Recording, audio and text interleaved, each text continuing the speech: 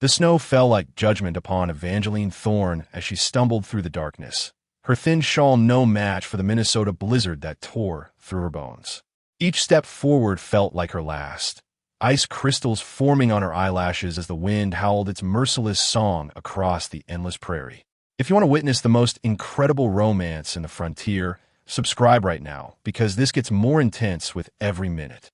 Her fingers had lost all feeling hours ago, and now her legs began to betray her, buckling beneath the weight of exhaustion and desperation. The scandal that had driven her from the Blackwood estate seemed like a distant nightmare compared to the very real possibility of freezing to death in this godforsaken wilderness. Through the swirling white curtain of snow, a dark shape emerged like salvation itself. A barn, weathered and solid, promised shelter from nature's fury. Eva fell against its wooden doors, her numb hands fumbling with the latch until it gave way, and she collapsed into the hastened darkness within. The warmth hit her like a blessing, and she burrowed deep into the sweet-smelling straw, her body shaking uncontrollably as feeling began to return her limbs. Outside, the storm raged on, but here in this humble sanctuary, Eva Thorne closed her eyes and whispered a prayer of gratitude to whatever force had guided her to safety. She did not hear the barn door creak open behind her, nor the heavy footsteps that approached through the darkness. Magnus Eriksson held the lantern higher, its golden light revealing the woman buried in his hay, like some fallen angel cast down from heaven. Her lips had turned blue as winter violets, and frost clung to her dark hair like a crown of diamonds. For a moment, he simply stared, his heart hammering against his ribs with an urgency he had not felt since his beloved Astrid drew her final breath. The woman stirred at the light, her eyes fluttering open to reveal depths the color of storm clouds. Fear flickered across her delicate features as she struggled to sit up, her body trembling from cold and something deeper. "Please," she whispered, her voice barely audible above the wind that still rattled the barn walls. "I mean no harm. I was lost in the storm." Magnus set the lantern on a nearby post and knelt beside her, his weathered hands gentle as he assessed her condition. Her skin felt like ice beneath his touch, and he knew with grim certainty that she would not survive the night in this barn, no matter how much hay surrounded her. "You are half frozen," he said, his Norwegian accent softening his words. "I must get you to the house." Without waiting for a protest, Magnus lifted her into his arms, surprised by how light she felt, how perfectly she seemed to fit against his chest.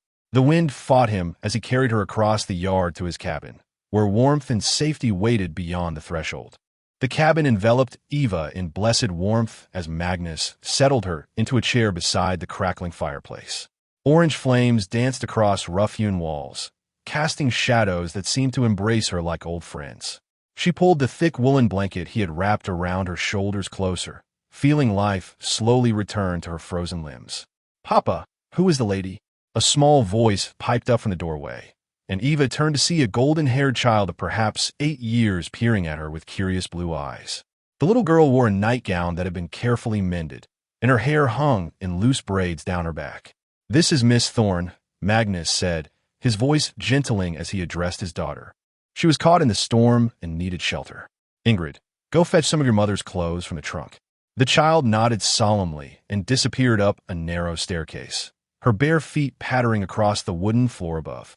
Eva watched the exchange with wonder, noting how the gruff rancher transformed when speaking to his daughter, his harsh features softening with unmistakable love.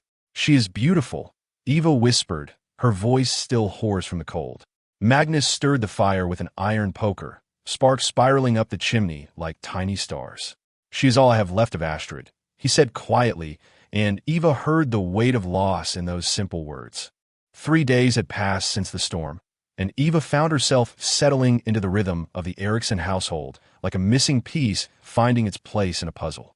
She helped Ingrid with her letters, teaching the eager child to read from a worn copy of fairy tales, while Magnus worked the ranch with quiet efficiency. But peace never lasted long in small towns where gossip traveled faster than prairie fire. Mrs. Adelaide Hartwell arrived at the cabin door with the force of a winter gale, her steel-gray hair pulled into a severe bun and her lips pursed in righteous disapproval. Behind her stood 2 other women from town, their faces masks of scandalized curiosity. "Mr. Eriksson," Mrs. Hartwell announced, her voice sharp as broken glass. The entire town is talking about this improper situation. A unmarried woman living under your roof with your innocent child present. It simply will not do. Eva felt heat rise in her cheeks as she stood behind Magnus, Ingrid's small hand slipping trustingly into hers. The child looked up at her with confusion, sensing the tension that crackled through the air like lightning before a storm. Miss Thorne needed shelter, Magnus replied evenly, though Eva could see the muscle in his jaw tighten. I would not turn away a soul in need. Mrs. Hartwell's eyes narrowed as they fixed on Eva with predatory intensity. We know what kind of woman she is. The confrontation with Mrs. Hartwell left Eva's heart heavy as lead. That evening, she packed her few belongings into the worn carpet bag Magnus had found for her, her hands trembling as she folded the borrowed dress that had become her only protection against the world's judgment. I cannot stay, she told Magnus as he stood in the doorway, his broad frame filling the space like a guardian against the darkness beyond. Your reputation, Ingrid's future, they matter more than my comfort. Magnus stepped into the room, his boots heavy on the wooden floor. Where will you go? The nearest town is 40 miles through territory that would swallow you whole. Before Eva could answer, the wind began to howl with renewed fury, rattling the cabin windows like angry spirits demanding entry. Snow began to fall again, thick and relentless, as if nature herself conspired to keep Eva trapped in this place between worlds. Looks like the decision has been made for us, Magnus said quietly, watching the white curtain descend outside. No one travels in weather like this. Eva sank onto the bed, her courage finally cracking like ice under pressure. Why are you helping me? You do not even know who I am, what I have done. Magnus knelt before her, his eyes serious as winter sky. I know you read to my daughter with patience. I know you mend her torn dress without being asked. That tells me everything. The storm raged for 2 days, trapping them in a cocoon of warmth while the world outside turned white and wild. On the second evening, as Ingrid slept peacefully in her small bed, Eva and Magnus sat before the dying fire, the silence between them no longer uncomfortable but companionable. My wife died bringing our second child into this world, Magnus said suddenly, his voice barely above a whisper. The baby lived only hours. I blamed myself for wanting another child, for not seeing the signs that something was wrong. Eva felt tears prick her eyes at the raw pain in his voice. She was a governess for Colonel Blackwood's family, she replied, her own confession spilling forth like water through a broken dam. His son tried to force himself upon me in the library. When I fought him off and threatened to tell his father, he claimed I had seduced him. The colonel believed his son and cast me out without references. Magnus turned to look at her, firelight playing across his weathered features. You have carried this shame that was never yours to bear. For 3 years, I have wandered from town to town, Eva continued, her voice breaking. No one will hire a governess with such accusations following her. I have been scraping by on odd jobs, sleeping in barns and abandoned buildings. You are safe here, Magnus said firmly. No one will cast you out again. Spring arrived like a gentle promise, melting the snow and bringing wildflowers to bloom across the prairie in brilliant splashes of color. Eva had found peace in the rhythm of ranch life, teaching Ingrid her letters while helping Magnus with the endless tasks that kept their small world running smoothly. But peace, Eva had learned, was always temporary. The sound of approaching hoofbeats shattered the morning quiet, and Eva's blood turned to ice water as she recognized the rigid posture of the man dismounting outside the cabin. Colonel Blackwood had found her at last, his weathered face set in lines of grim determination as he strode toward the door with military precision. Miss Thorne, he called out, his voice carrying the authority of a man accustomed to absolute obedience. You will return with me immediately to face the charges that await you in Boston. Running away has only made your situation worse. Magnus appeared at Eva's side, his hand resting protectively on her shoulder as he faced down the colonel with steady resolve. She is under my protection now, Blackwood. Whatever lies your family has spread about her will not be repeated on my land. The colonel's eyes narrowed dangerously. You do not know what manner of woman you are harboring, Erickson. She is a seductress who corrupted my innocent son and brought shame upon our family name. I have come to collect what belongs to me. Magnus stepped forward, placing himself squarely between Eva and the colonel, his massive frame radiating quiet menace. You speak of corruption, Blackwood, but I see only a woman who has shown my daughter more kindness than she has known since her mother died. Perhaps the corruption lies elsewhere. The colonel's face flushed crimson with rage. How dare you question my family's honor, you Norwegian peasant? I have witnesses who will testify to this woman's wanton behavior. Then let them come forward and speak their lies, Magnus replied evenly. But they will do so in front of Sheriff Mills and the whole town, not in shadows and whispers. Eva felt a surge of desperate courage at Magnus' unwavering support. Tell them the truth, Colonel, she said, her voice growing stronger with each word. Tell them how your son cornered me in the library, how he tore my dress and threatened my position when I refused his advances. Tell them how you chose to protect his reputation rather than seek justice. The colonel's hand moved instinctively toward his riding crop, but Magnus caught his wrist in an iron grip. You will not lay a hand on her while she stands on my land. From behind them came a small voice. Papa, what is happening? Ingrid stood in the doorway, her blue eyes wide with fear as she witnessed the confrontation unfolding before her innocent gaze. The confrontation with Colonel Blackwood sent shockwaves through the small community like ripples across a still pond. Within hours, the town had divided into warring camps, some supporting Magnus' defense of Eva, while others whispered that Mrs. Hartwell had been right all along about the corrupting influence of the mysterious woman. Sheriff Garrett Mills arrived the next morning, his weathered face grave as he dismounted from his horse. Magnus, he said quietly, I need to hear Miss Thorne's side of this story.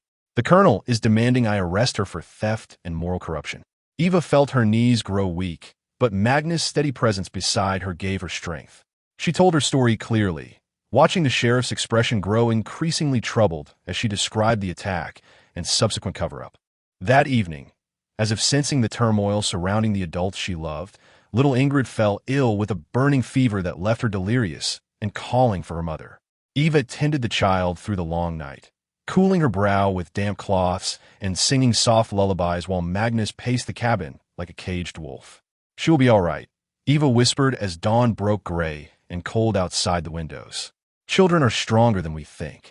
Magnus knelt beside the bed where his daughter slept peacefully for the first time in hours, her fever finally broken. How did you know what to do? He asked in wonder.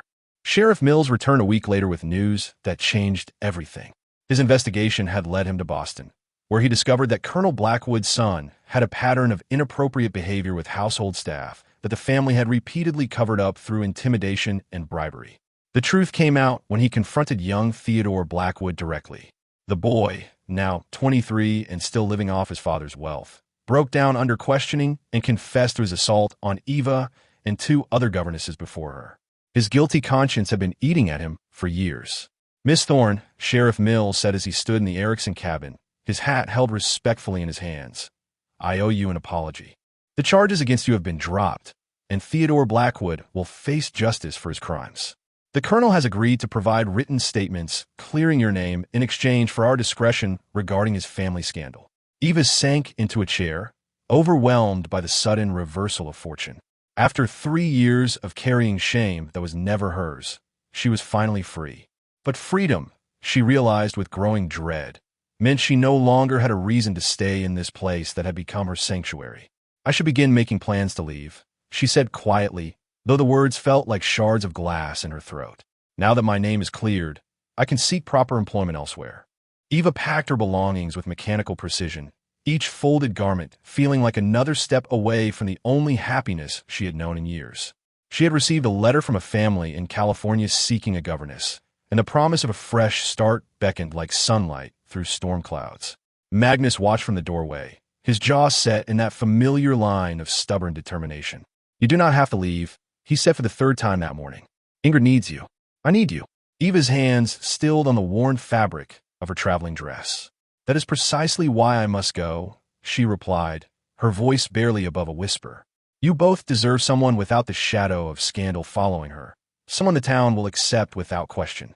The town can go to hell, Magnus said with quiet vehemence. What matters is what happens in this house, in this family.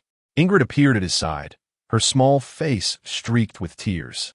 Miss Eva, please do not leave us, she pleaded. Who will teach me to read the hard words? Who will sing to me when the storms come? Eva knelt before the child, her heart breaking as she smoothed golden hair away from tear-bright eyes. You are so strong and clever, sweetheart. You will do wonderfully without me. But Magnus stepped forward, his weathered hands gentle as he cupped Eva's face. I will not do wonderfully without you." The words hung between them like a bridge spanning a chasm, and Eva felt her carefully constructed walls crumble at the raw honesty in Magnus' voice.